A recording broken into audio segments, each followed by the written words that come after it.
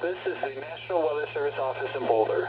The preceding signal was a test of the NOAA All Hazards Radio Public Warning System.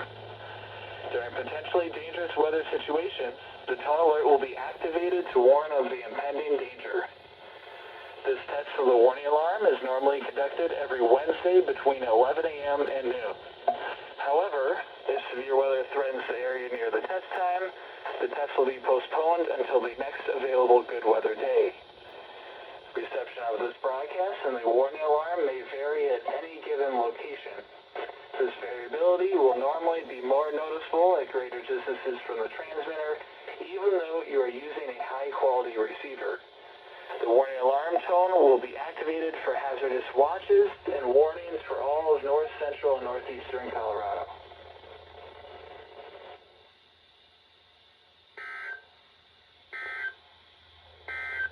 Here is the forecast.